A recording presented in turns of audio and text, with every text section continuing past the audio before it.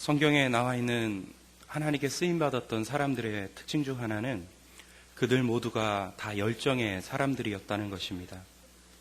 그들은 모두 하나님을 누구보다도 더 사랑했고 하나님의 나라의 영광을 전파하는 데 있어서 특심을 가졌던 사람들이었습니다. 또한 하나님께서도 그런 열정의 사람을 택하시고 사용하셨다는데 하나님의 사람들의 특징이 있는 것입니다. 예수님께서 베드로를 처음 찾아왔을 때도 밤새도록 그물질을 하였지만 한 마리의 고기도 잡지 못한 상황 속에서 찾아오셨습니다. 베드로는 그런 사람이었습니다. 그런 열정을 예수님께서는 값지게 보신 것이죠. 한번 그물질을 하고 또 그물질을 하고 또 그물질을 해도 고기가 잡히지 않습니다. 우리 같으면 이제 그만두자, 오늘은 여기까지가 끝인가 보다 하고 포기했을 법도 한데 베드로는 밤새 그물질을 했다라는 것입니다. 잡히지 않는 상황 속에서 밤새 그물을 또 던지고 또 던질 수 있는 거, 그거 아무나 할 수 있는 것이 아닌 것이죠. 열정이 있었기에 베드로는 어떤 일이 주어진, 자신의 일이 주어지면 그것에 대해서 최선을 다하고 열정을 다했던 그런 사람이었던 것입니다. 비록 그가 가진 것은 없고 실력도 없고 지식도 없고 배운 것도 없을지라도 어떤 일에 대해 열정을 가지고 최선을 다하는 그 모습을 하나님께서는 귀하게 여기셨던 것 같습니다. 바울의 열정도 대단하죠. 로마에 가서 복음을 전하겠다는 일념으로 죄수의 신분까지 되면서 로마로 가서 복음을 전하는 바울의 열정도 대단합니다. 바울이 쓰는 모든 서신서들을 보면, 그의 표현들을 보면 그 표현들 속에서 바울의 열정을 또 엿볼 수도 있는 것 같습니다. 빌립보서 1장 8절에 보면 바울은 이렇게 얘기합니다. 내가 예수 그리스도의 심장으로 너희를 사랑하고 복음 전파한다. 이렇게 적어놨습니다. 여러분, 사람의 심장을 한번 생각해 보십시오. 여러분 가슴에 있는 그 심장. 일본의 사람은요, 일본의 심장이 75번이 뛴다고 합니다. 쿵쾅 쿵쾅 쿵쾅 하면서 심장이 이렇게 뛰는 것이죠. 안식이 없는 기관은 심장밖에 없습니다.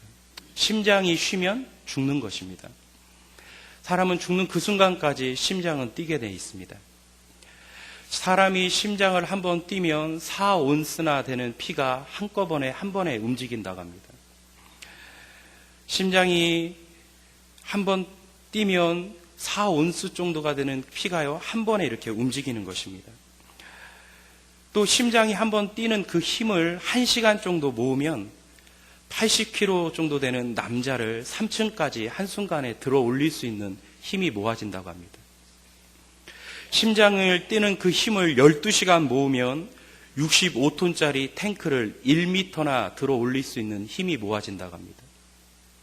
심장이 뛰는 힘을 70년 동안 모으면 군함을, 그 큰 군함을 물 밖으로 끌어올릴 수 있는 힘이 모아진다고 합니다.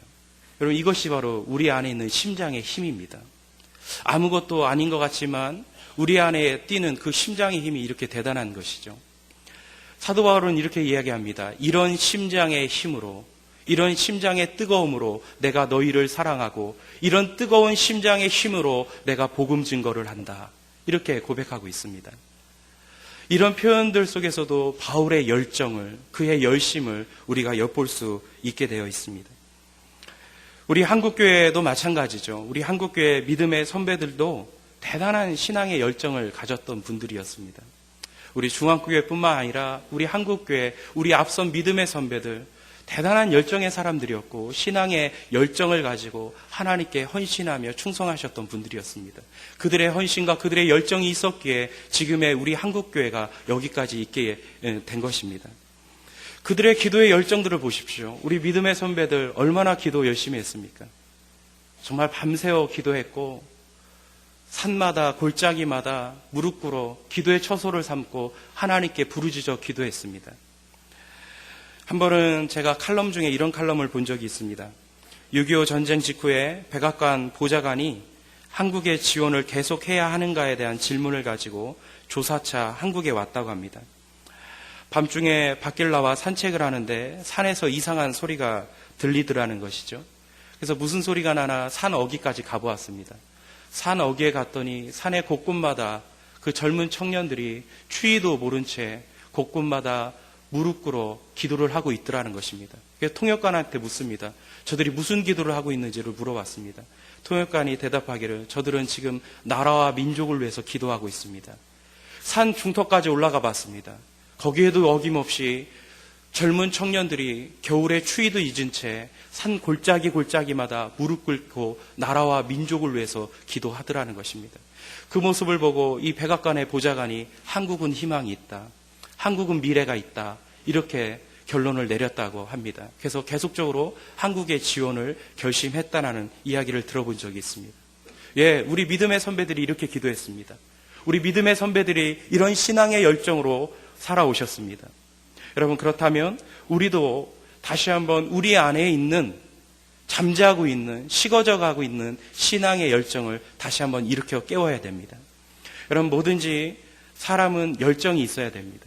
하나님을 섬기는 데 있어서는 더욱 그러합니다. 일을 함에도 마찬가지지만 신앙에서는 더욱더 그러합니다. 하나님을 섬길 때, 주를 예배할 때, 하나님께 기도할 때, 살아계신 하나님을 찬양할 때 열정 없는 기도, 열정 없는 예배, 열정 없는 찬양, 어쩌면 그 맛을, 우리 그리스도인들의 맛을 잃어버린 모습이라고 생각이 듭니다. 여러분, 열정을 갖는 것도 중요하지만 또 인생을 살아가는 데 있어서는 그 열정이 좀 긍정적인 열정으로 표출될 필요도 있습니다. 우리 한국 사람들 참 열정이 있습니다. 제가 봐도 열정이 있고 여러분도 다 아실 정도로 우리 뭔가 하나 하면 대단한 힘을 모아서 어떤 일을 이뤄내고 마는 그런 열정이 우리 한국 사람들에게 다 있는 것 같습니다. 그런 긍정적인 열정도 있는 반면에 또한 부정적인 열정도 어떻게 보면 남다르지 않습니다. 남을 비판하고 남을 비방하고 남을 험담하는 데 있어서는 또 얼마나 그렇게 열정을 갖고 하는지 모릅니다. 부정적인 열정도 참 많은 것이 바로 우리 민족인 것 같습니다. 여러분, 열정을 갖는 것도 좋지만 그 열정은 또한 좋은 방향으로 표출이 돼야 됩니다. 긍정적인 쪽에 열정을 가지셔야 됩니다. 하나님께 영광을 돌리는데, 주의 영광의 빛을 드러내는데 열정을 쏟으셔야 됩니다. 그러한 신앙의 열정으로 우리가 다시 한번 회복돼야 될 줄을 믿습니다. 여러분, 오늘 우리에게 주신 이 하나님의 말씀은 어떻게 보면 우리 안에 있는 신앙의 열정을 깨우는 귀한 말씀이라고 생각이 듭니다. 사도 바울이 데살로니가 교인들에게 편지를 쓰면서 이 마지막 인사말에 신신당부를 합니다. 자신이 꼭 하고 싶었던 이야기를 하는 것이죠.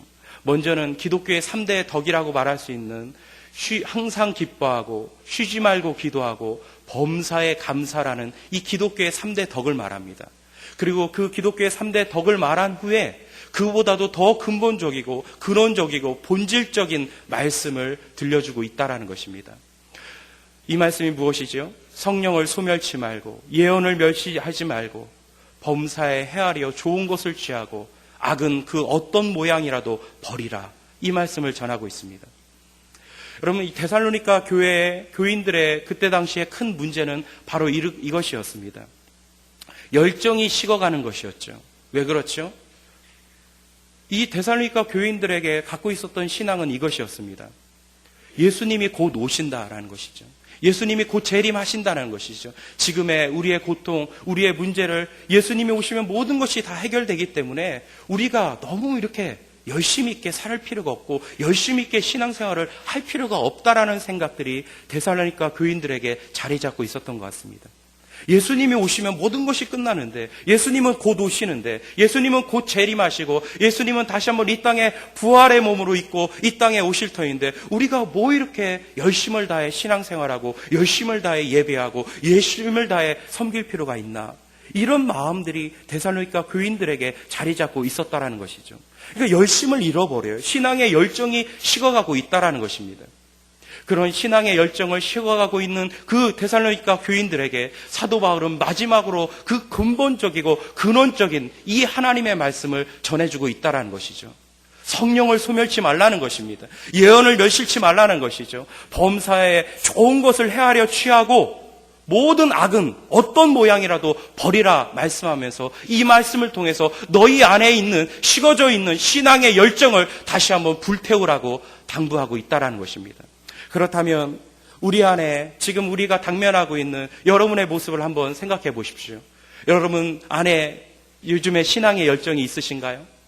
하나님을 향한 하나님에 대한 사랑이 특심하신가요? 찬양의 열정이 있으신가요? 기도의 열심이 있으신가요? 예배의 열정을 가지고 하나님께 나오셨나요? 주의 일 하는데 열정과 열심으로 주님을 섬기시고 있습니까? 다시 한번 우리 안에 그런 열정이 식어가고 있다면 다시 한번 이 말씀을 붙들고 잃어버린 열정, 식어가는 하나님에 대한 신앙의 열정을 회복해야 될 줄을 믿습니다. 첫 번째로 사도 바울은 이렇게 말하고 있습니다. 성령을 소멸하지 말라.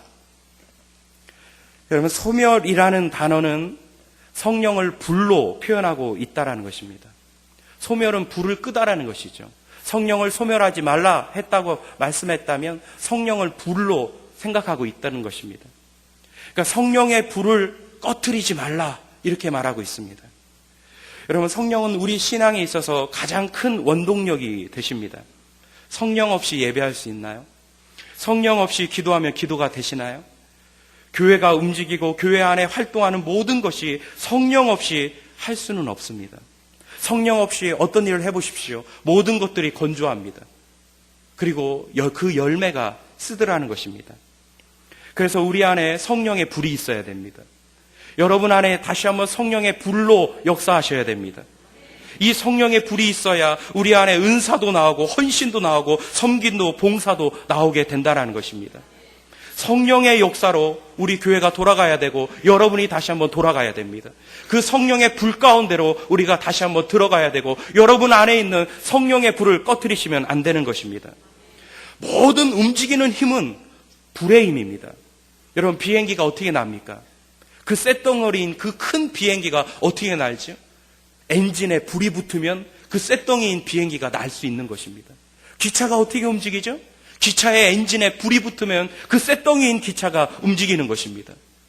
모든 움직이는 것들을 보십시오. 다 불의 힘입니다. 엔진에 불이 붙으면 그 쇳덩이도 하늘을 날고 움직이고 빠르게 달리는 것입니다. 우리 사람도 마찬가지입니다. 우리 심령 안에 성령의 불이 붙으면 우리는 움직일 것입니다. 활동하는 것입니다. 예배가 살아나고 우리 신앙이 살아나고 우리 기도와 우리 찬양과 우리의 예배가 우리의 섬김과 봉사가 다 살아날 줄을 믿습니다. 우리 안에 성령의 불을 꺼트리시면 모든 것이 소멸되면 성령의 불이 소멸되면 우리의 활동도 소멸되고 우리의 모든 예배도 찬양도 기도도 식어져 가는 것입니다. 여러분, 우리 안에 다시 한번 심령의 불이 붙을 때 우리 안에 새로움이 살아나고 우리 안에 다시 한번 능력이 살아날 줄을 믿습니다. 저는 이 성령의 역사 가운데 이것이 참 좋습니다. 성령이 임하시면요, 모든 것이 다 새롭게 만들어요. 여러분, 설교를 우리가 얼마나 많은 설교를 듣습니까? 신앙생활 30년, 40년 해오신 분들 삭개오 관한 설교를 얼마나 많이 들어요? 니고데모 설교 얼마나 많이 듣습니까? 바디메오 설교 얼마나 많이 듣습니까? 여러분, 성령이 없이 그런 설교를 한번 들어보십시오. 아유, 또 그 소리야. 그 설교 얼마나 많이 들었어.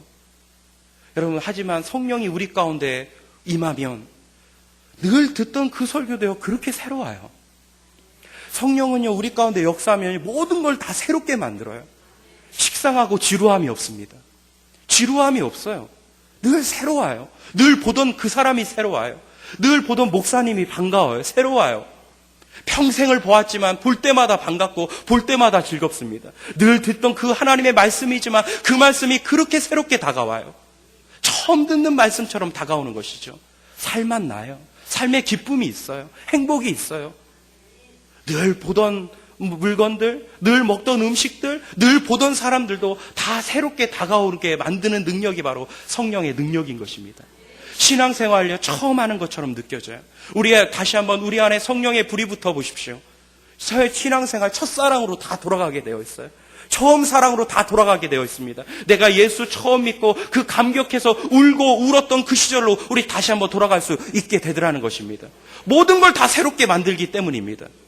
말씀도 새롭고요, 예배도 새롭고요, 늘 하던 그 예배, 늘 하던 기도도요, 그렇게 새로운 것입니다. 성령의 역사가 바로 이런 데에 있다라는 것입니다. 또한 여러분, 성령이 우리 안에 소멸되게 않게 하기 위해서는요, 이 성령의 음성을 우리가 계속적으로 들어야 됩니다. 이사야서 4장 4절에는 성령을 이렇게 표현하고 있습니다. 심판의 영과 소멸하는 영이다, 이렇게 말씀하고 있습니다. 예, 성령이 우리 안에 계시면요, 우리를 계속적으로 심판하십니다. 우리가 죄 가운데 있을 때 성령께서는 벌써 우리를 책망하세요. 내가 불편하다. 내가 불편하다. 왜 그런 말 하냐? 왜 그런 생각하냐? 왜 그런 행동하냐? 이러면서 자꾸 우리를 심판하시는 거죠. 우리를 책망하시는 거죠. 내가 불편하다. 내가 불편하다. 왜 그렇게 말을 함부로 하냐? 왜 그런 행동을 해? 왜 그런 생각을 하느냐? 계속적으로 끊임없이 우리를 책망하시는 분이 바로 우리 안에 있는 성령님이신 것입니다. 그런 성령의 음성과 그런 성령의 책망이 우리 안에 들려질 때 우리는 즉각적으로 그 문제에서 벗어나야 되고 그 악함에서 떠나야 됩니다. 즉각적으로 그런 순종이 우리 안에 필요하다라는 것이죠. 계속적으로 이런 하나님의 책망의 음성에도 불구하고 우리가 불순종하게 되면 자꾸만 우리 안에 있는 성령의 불이 조금씩 소멸되는 것입니다. 왜 우리 안에 있는 성령의 불이 꺼지죠? 왜 우리 안에 있는 성령의 불이 자꾸만 소멸됩니까? 성령과 불순종하기 때문입니다. 성령과 단절되기 때문입니다. 성령의 음성을 듣지를 않아요. 나를 책망하시는, 나를 심판하시는 그 하나님의 음성을 우리가 귀 기울여 듣지 않기 때문이라는 것입니다. 내가 불편하다. 왜 그런 말 하느냐? 왜 그런 생각하느냐?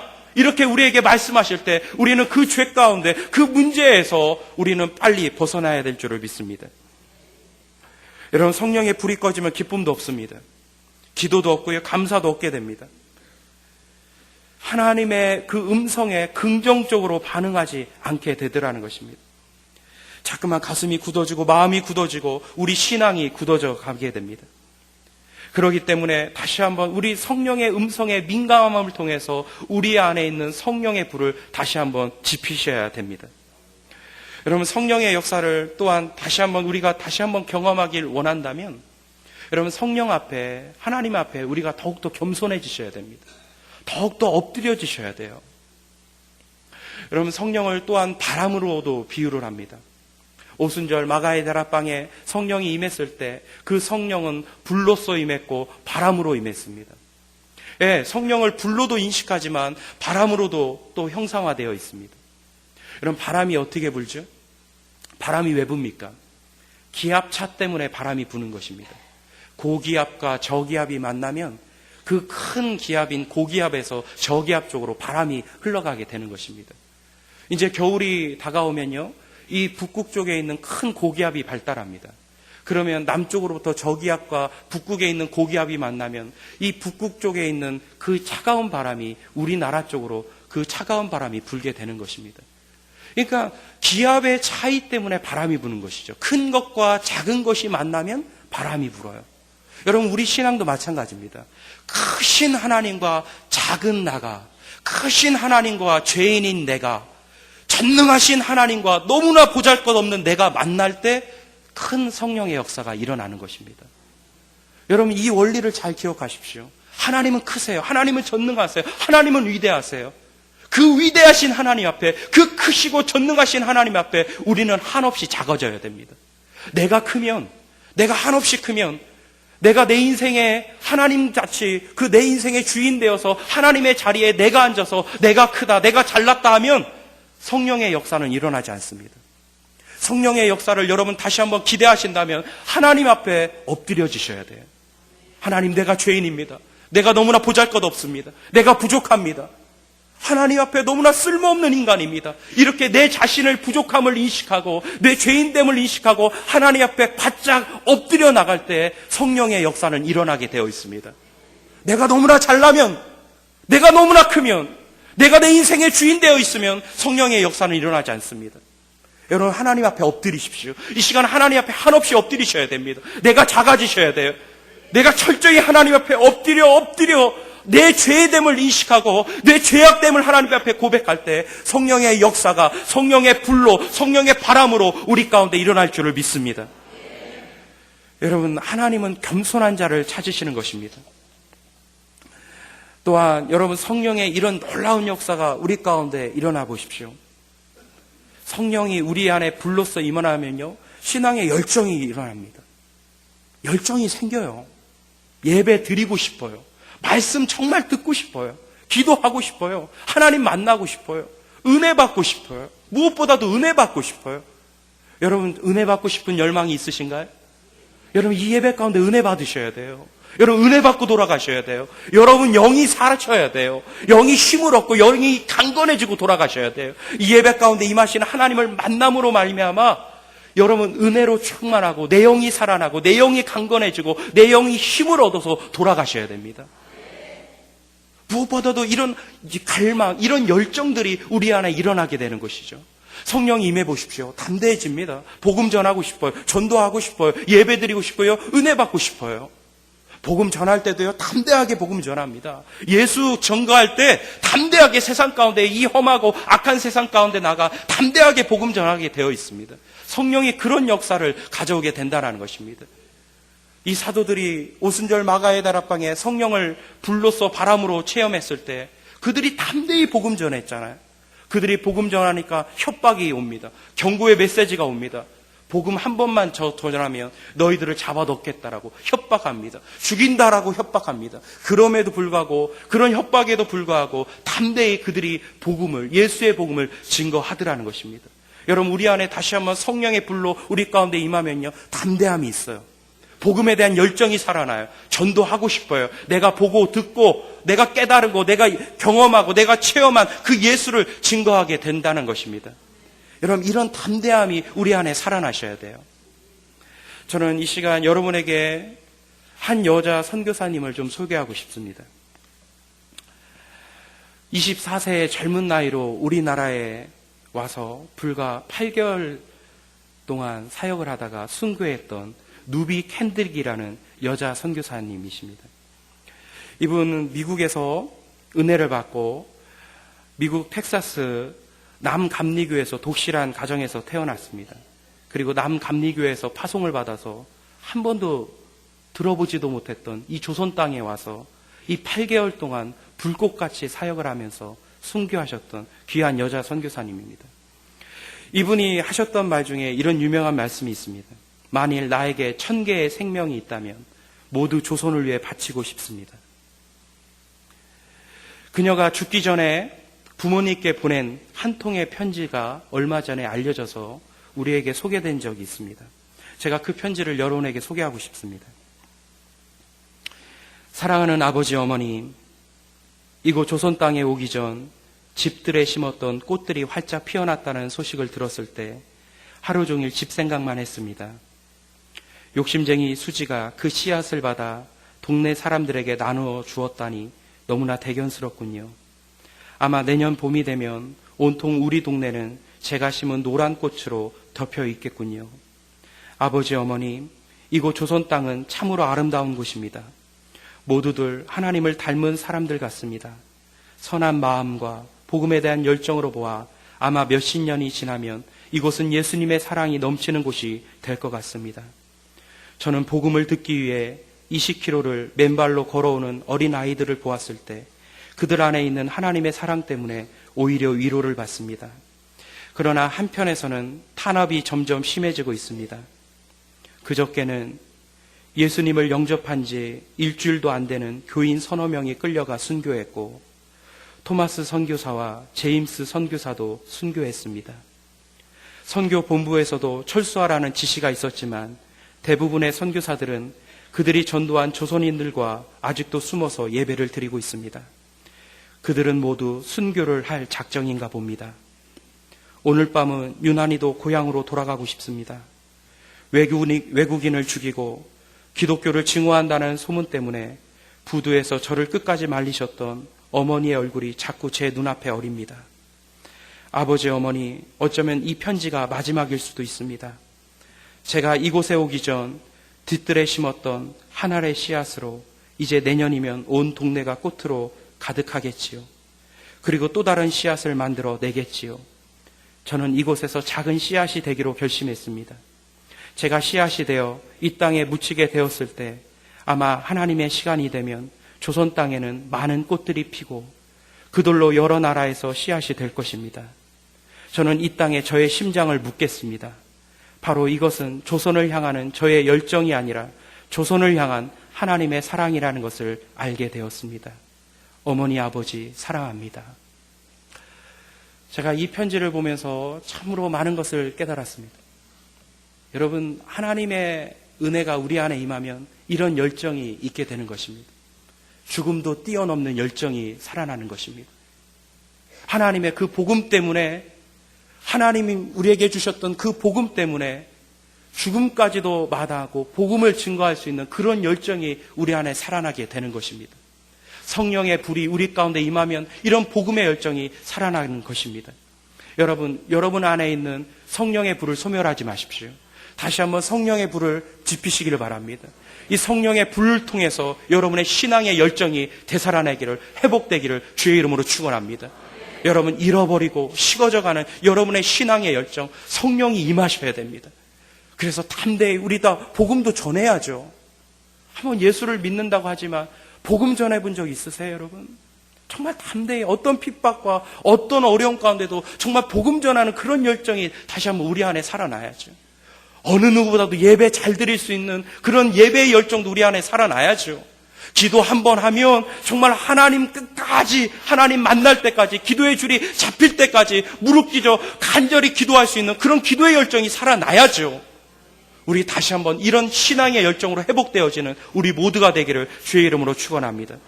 두 번째로 사도 바울은 이렇게 권면합니다. 예언을 멸시치 말라. 여기서 말하는 예언은 미래에 되어질 일이 아니라 선포된 하나님의 말씀이라는 의미입니다. 멸시한다는 건 무시하는 것이죠. 하나님의 말씀을 들을 때, 위로의 말씀을, 때로는 능력의 말씀을 들을 때 겸손하게 그 말씀을 듣고 순종하라는 것입니다.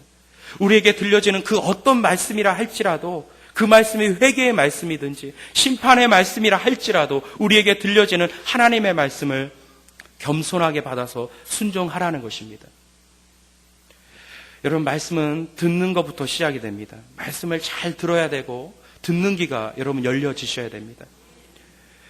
에스겔 말씀해 보니까 에스겔은 말씀을 듣다가, 하나님의 말씀을 듣다가 성령의 불을 체험합니다. 가슴이 뜨거워집니다. 하나님의 말씀을 듣다가 하나님의 성령의 능력에 사로잡히게 됩니다.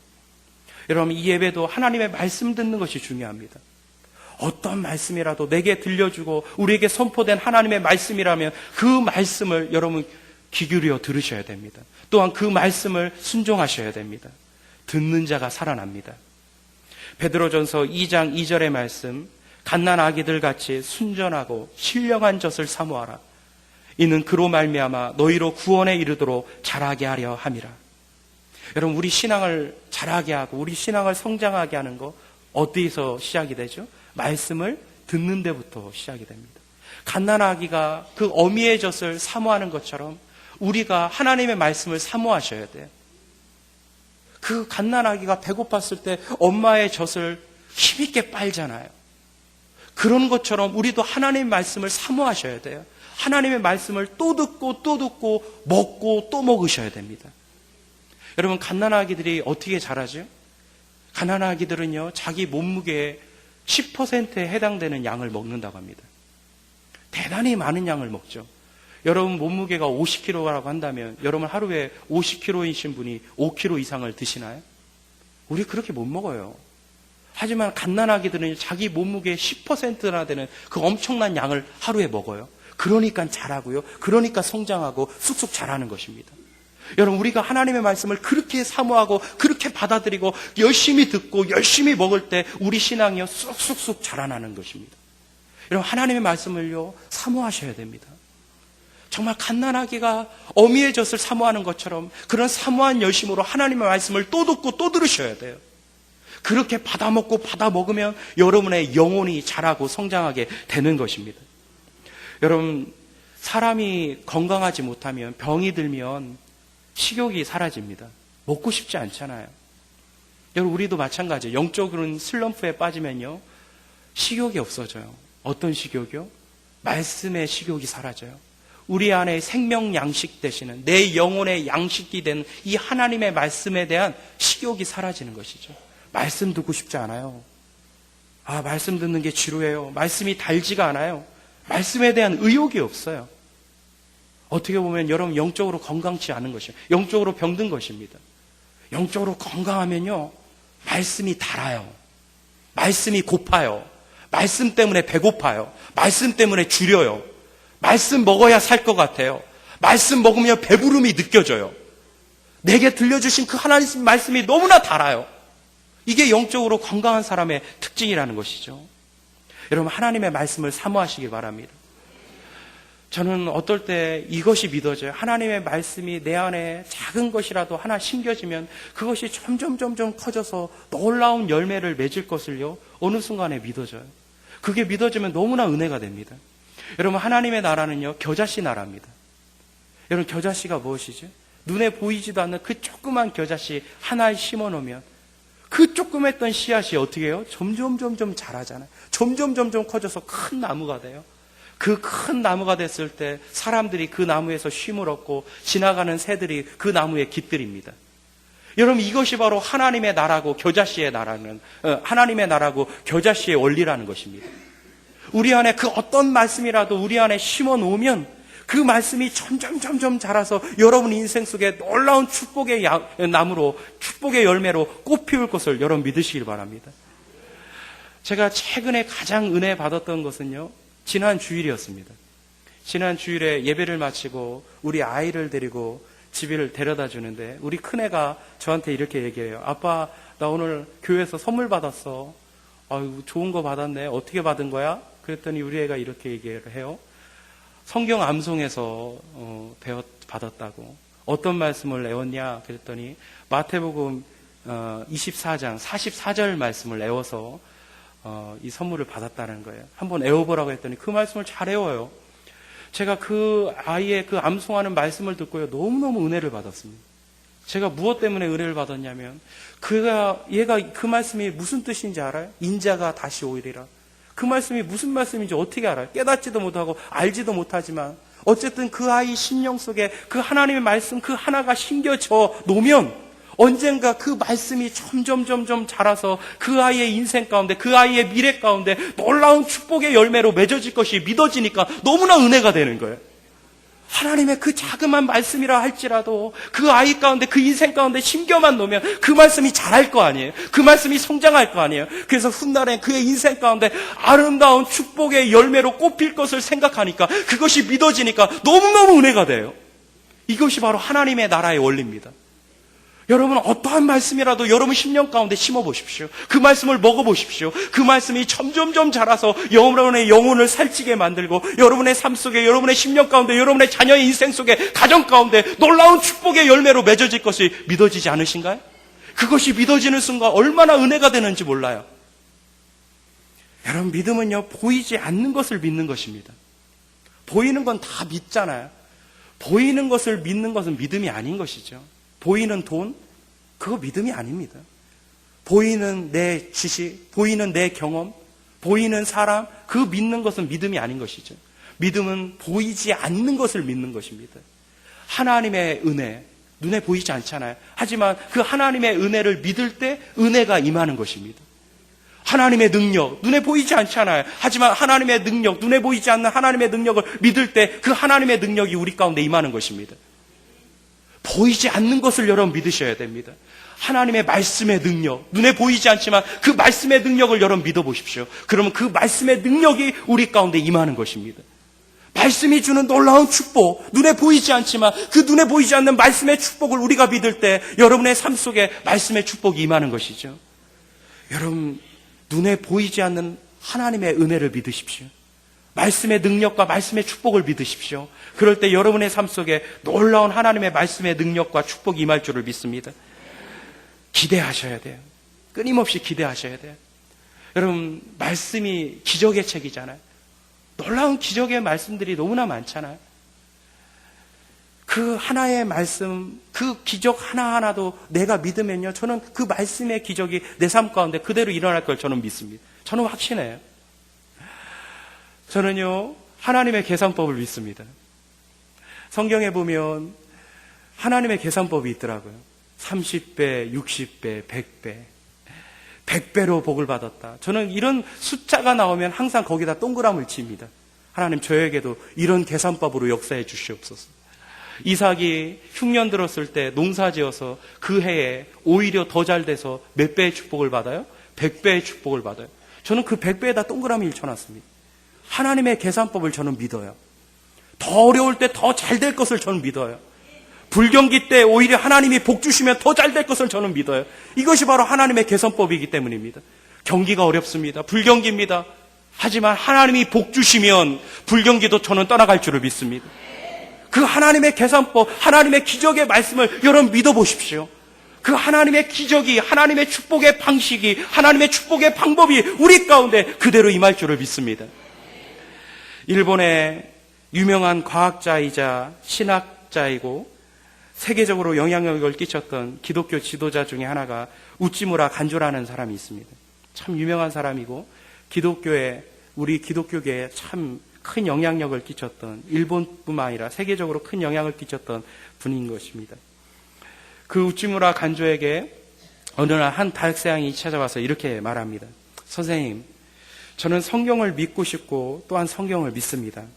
그런데 다른 건 다 믿겠는데 성경 안에 있는 초자연적인 것, 기적적인 것, 사람의 상식으로 쉽게 납득할 수 없는 것도 믿어야 됩니까?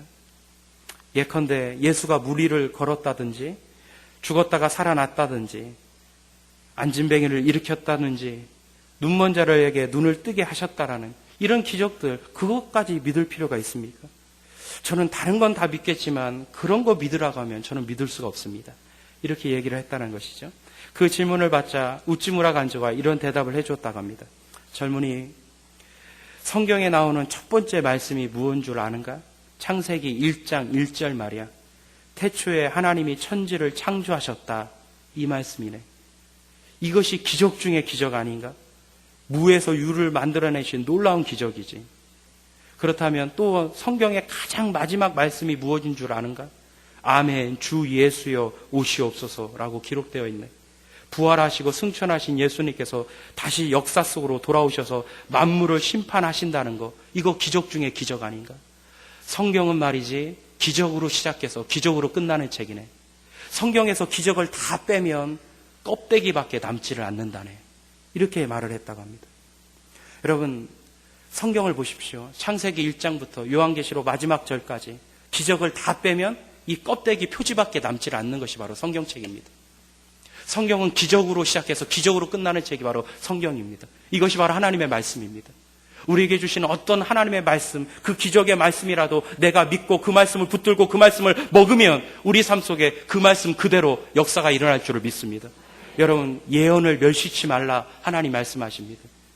말씀을 무시하지 말라는 것입니다. 어떠한 말씀이든지 그 말씀을 믿고 그 말씀을 의지하고 그 말씀을 믿고 그 말씀을 신뢰하고 그 말씀 가운데 순종하며 나가면 우리에게 놀라운 그 말씀이 놀라운 축복으로 기적으로 역사될 줄을 믿습니다.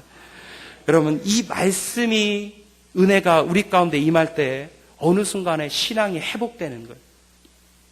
열정이 살아나게 되어 있어요. 우리 영을 강강하게 만들어요. 내 영혼을 살찌우게 만든다는 것입니다. 여러분, 잃어버린 신앙들, 잃어버린 열정들 어떻게 회복할 수 있나요? 말씀을 받아 먹으십시오. 말씀을 열심히 사모하십시오. 열심히 말씀을 사모하고 또 받아 먹을 때 여러분 안에 있는 식어져가는, 잃어져가는 신앙의 열정이 살아날 줄을 믿습니다.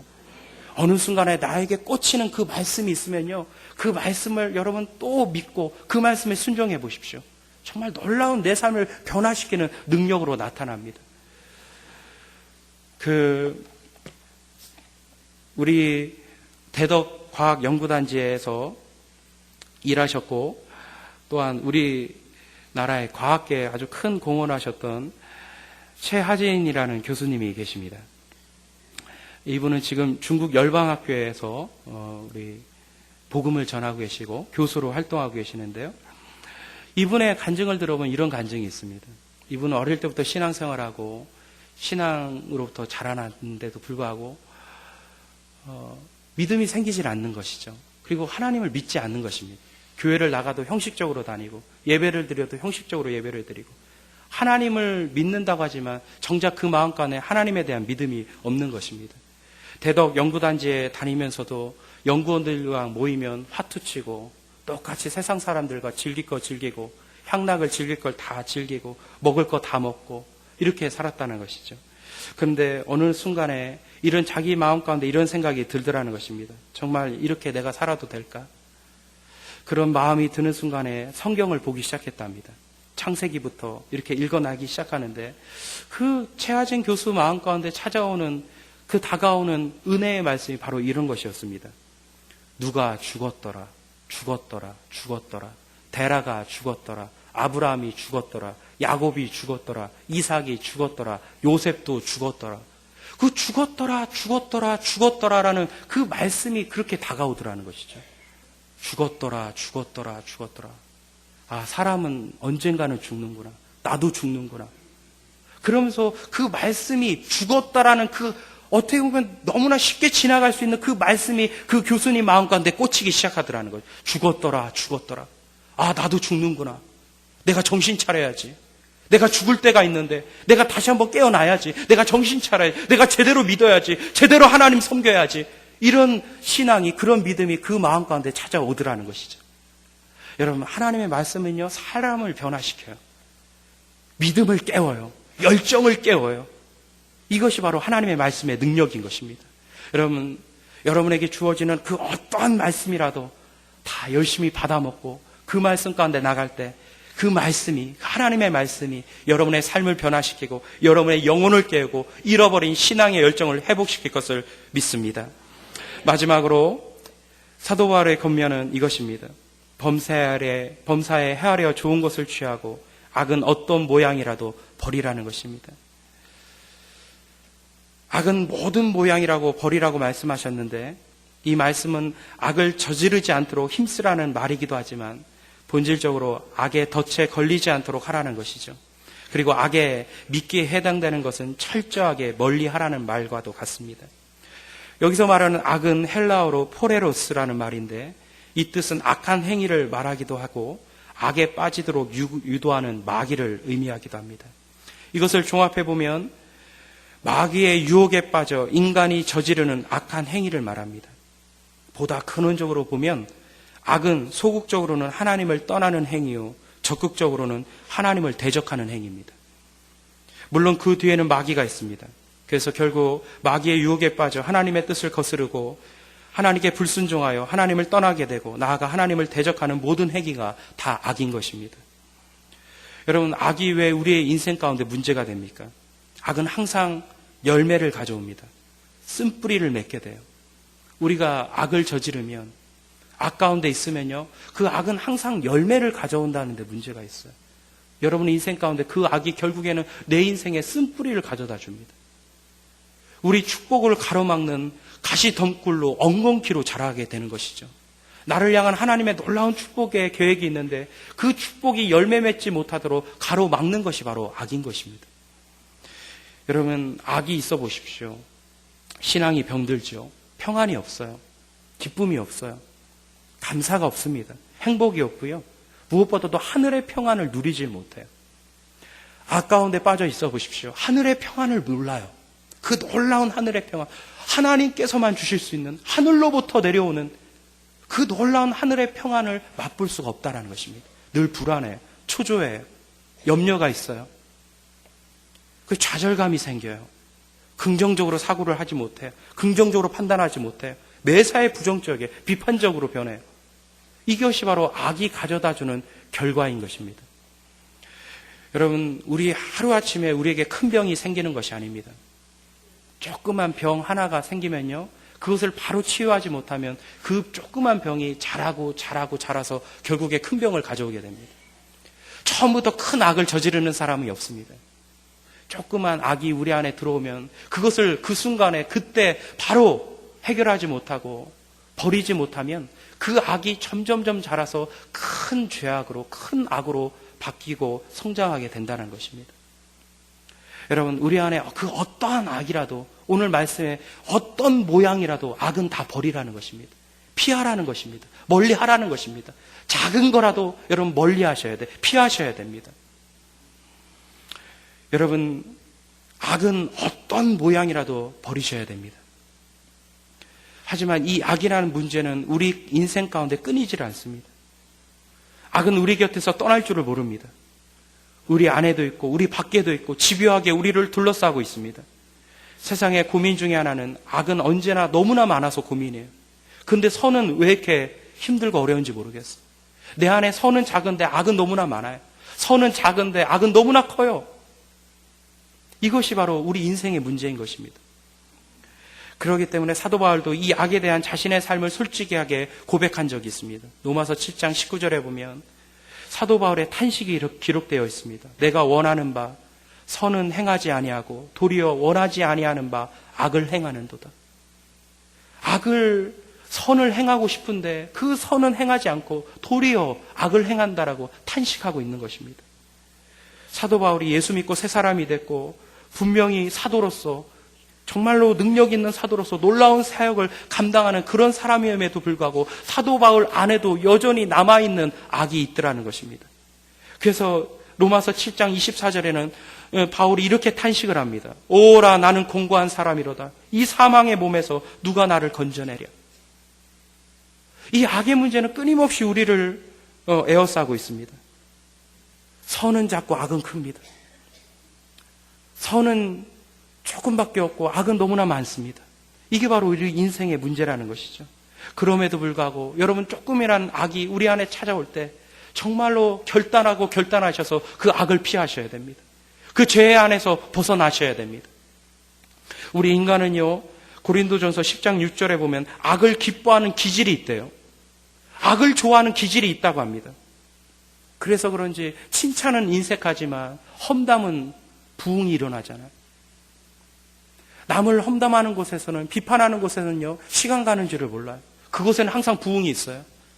하지만 칭찬은요, 몇 마디 하고 없어요. 이게 왜 그렇죠? 우리 안에 있는 악을 기뻐하는 기질이 있다는 거예요. 여러분, 우리는 악과 싸워야 됩니다. 그리고 악과 싸워서 이겨야 됩니다.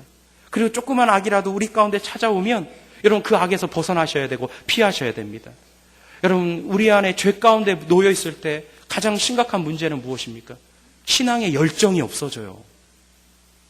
예수 정말 잘 믿고 싶어하는 그런 마음이 없어지는 것이죠.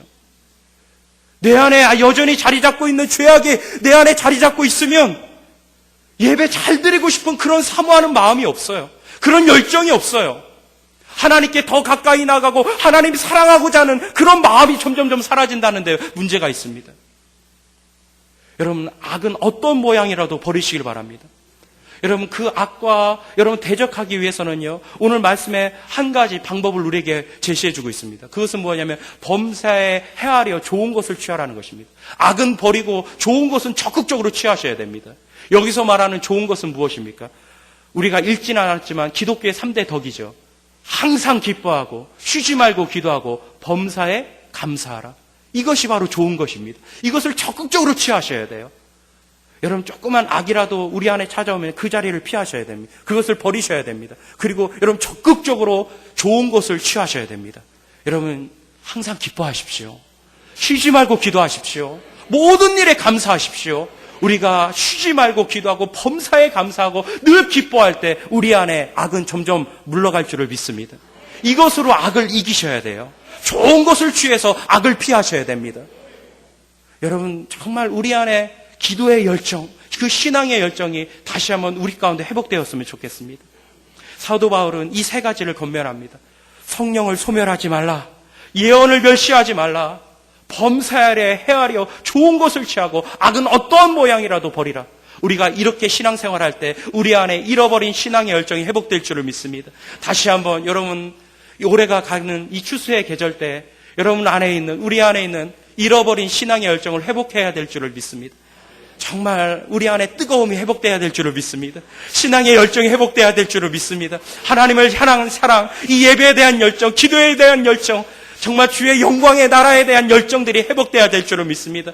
이런 열정으로 회복되어 하나님께 크게 쓰임받는 우리 모두가 되기를 주의 이름으로 축원합니다. 기도하겠습니다.